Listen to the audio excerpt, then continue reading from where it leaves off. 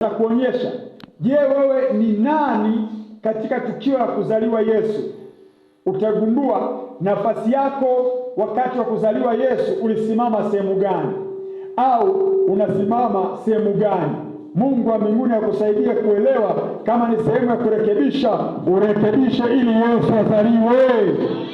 Kama ni sehemu ya kutiwa moyo, endelea mbele. Lakini cha msingi ni kwamba Yesu azaliwe moyoni mwako.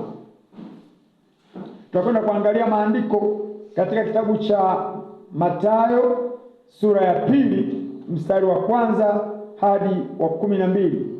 Mathayo sura ya 2 mstari wa 1 hadi wa 12.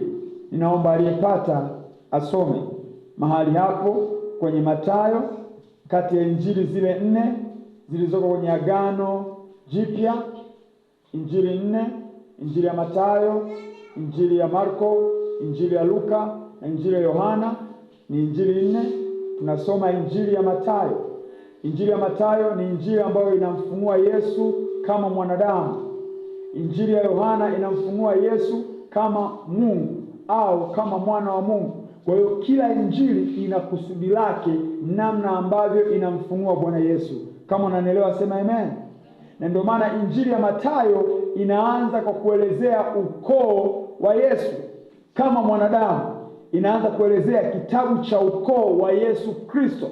Maana yake anaelezewa kama mwanadamu. Lakini kitabu cha Yohana sura ya 1 anaanza kuelezewa kama Mungu. Kwa maana ya Biblia inasema hapo mwanzo kulikuwako neno, naye neno alikuwako kwa Mungu, naye neno alikuwa Mungu. Haanzi kwa namna ya ukoo. Kama unanielewa, punga mkono wako namna hii. Kwa hiyo kila injili kuna namna yake ambayo Yesu amefunuliwa. Sasa ninakwenda kumwangalia Yesu kwa namna ambavyo amefunuliwa katika kitabu cha Mathayo. Naomba Mathayo sura ya 2 mstari wa 1 hadi wa 12. Msomaji mmoja akisoma litakuwa ni jambo jema. Karibu sana, uliyepata usome tafadhali.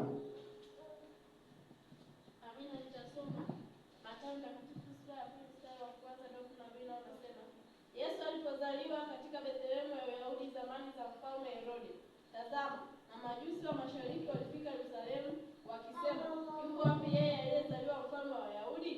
Kwa maana tuliona nyota yake mashariki, nasi tumekuja kumsujudia. Basi mfalme Herode aliposikia hayo alifadhaika, na Yerusalemu pia pamoja naye. Akakusanya wakuu wa makuhani wote na waandishi wa watu, akatafuta habari kwao, Kristo alizaliwa wapi? Nao wakamwambia, katika Bethlehemu ya Uyahudi, kwa maana ndivyo ilivyoandikwa na nabii, nawe Bethlehemu katika nchi ya Yuda, huu mdogo kamwe katika majumbe wa Yuda, atakayewachunga watu wangu Israeli. Kisha Herode akawaita wale mamajusi faragani, akapata kwao hakika ya muda tangu ilipoonekana ile nyota. Akawapeleka Bethlehemu, akasema, shikeni njia mkaulize sana mambo ya mtoto, na mkisha kumwona nileteeni habari, ili mimi nami niende nimsujudie. Nao waliposikia maneno ya mfalme walishika njia, na tazama, ile nyota walioiona mashariki ikawatangulia, hata ikaenda ikasimama juu ya mahali alipokuwapo mtoto. Nao walipoiona ile nyota walifurahi furaha kubwa mno. Wakaingia nyumbani, wakamwona mtoto pamoja na Mariamu mamaye, wakaanguka wakamsujudia. Nao walipokwisha kufungua hazina zao, wakamtolea tunu, dhahabu na uvumba na manemane. Nao wakisha kuonywa na Mungu katika ndoto wasimrudie Herode, wakaenda zao kwa njia nyingine. Baba, katika jina la Yesu nakushukuru kwa ajili ya neno lako. Ninaomba Bwana, ninapoenda kulisema neno lako likafanyike baraka katika maisha yetu. Bwana, tukafanye kama ambavyo neno lako latuelekeza. Tunakushukuru kwa kuwa wewe unaweza. Tunakushukuru kwa kuwa wewe Mungu na nguvu. Pokea utukufu Bwana, kwa kuwa hakuna kama wewe. Katika jina la Yesu Kristo Nazareti, ninapolisema neno lako, mawazo yangu yanyamaze kimya. Natamani useme wewe Yesu. Natamani uongee na roho na nafsi zetu. Katika jina la Yesu Kristo, Ninaomba nikiamini wote tuseme amen. Yesu alipozaliwa katika Bethlehemu ya Uyahudi zamani za mfalme Herode. Yesu alizaliwa katika nyakati hizo. Alizaliwa nyakati za mfalme Herode. Kuna watu wanaitwa mamajusi. Mamajusi ni watu wenye utaalamu wa kusoma nyota, wenye utaalamu wa kujua nyakati. Walipoiona nyota mojawapo na malaika alipowatokea na kuwaelekeza na kuwaelewesha kile kilichotokea, wakaenda kumwambia Herode mfalme. Herode mfalme akazipokea zile habari, lakini unaposoma maandiko, Herode hakufurahishwa na zile habari, na ndio maana akataka afahamu habari alipo, akisema akamsujudie. Lakini kiuhalisia, kwa sababu anajua aliyezaliwa ni mfalme, akataka kwenda kumwangamiza. Lakini ashukuriwe Mungu wa mbinguni ambaye anaweza kusema na watu wote, akasema na mamajusi. Mamajusi, watu wasiomjua Mungu, watu ambao wana taratibu zao za kusoma nyota, watu ambao wanakaa maporini wakifanya kazi zao za kuchunga mifugo kwa zamu. Watu hao Bwana akasema nao. Mungu anaweza akasema na yeyote ili mradi kutimiza kusudi lake. Mungu anaweza kukuletea ujumbe wake kutoka kwa yeyote, maana yeye ni Mungu mwenye enzi. Mamajusi wakapewa habari hizi, wala sio makuhani, wala sio mafarisayo, wala sio waandishi. Mungu anaweza kutumia yeyote.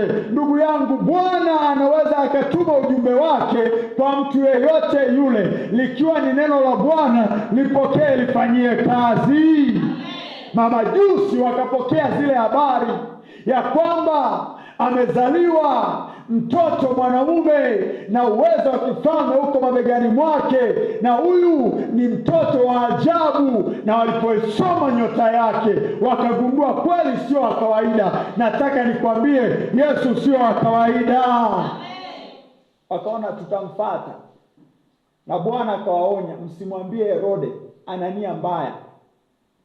Wengi walifahamu Yesu amezaliwa, wengi walifahamu, na ndio maana Herode baada ya kuambiwa akawaita waliokuwa wanamzunguka, wakuu wa makuhani, akawaita akawaambia Herode, akawaita waandishi akawaambia, inawezekana na watu wengine ambao hawajaandikwa akawaambia. Kwa hiyo watu wengi walifahamu kwamba Yesu amezaliwa.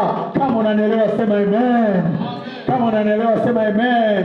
Lakini waliokwenda kumtazama Bwana Yesu, waliokwenda kumsujudia Bwana Yesu ni hawa mamajusi. Tunamshukuru Bwana kwa sababu mamajusi wanatupa somo zuri ya kwamba unapogundua jambo jema, hata kama wengine hawafanyi, wewe fanya.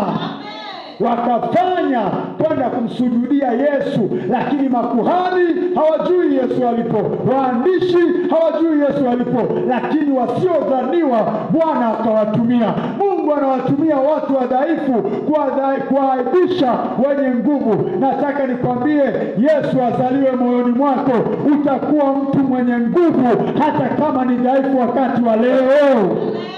Wasiodhaniwa ya kwamba Mungu anaweza kusema nao, lakini Mungu akasema nao. Jina la Bwana libarikiwe.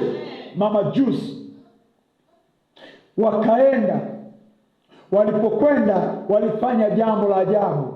Ukisoma katika maandiko unaona walipokwenda walimsujudia mamajusi. Walimsujudia. Kuna mambo waliyafanya mamajusi, mambo matatu nataka uyafahamu, na wewe pia upate kitu cha kuweza kukusaidia katika eneo hilo. Mamajusi walipozipata habari, walipofika Jambo la kwanza, walimsujudia. Yesu sio mtoto wa kawaida. Watoto wengine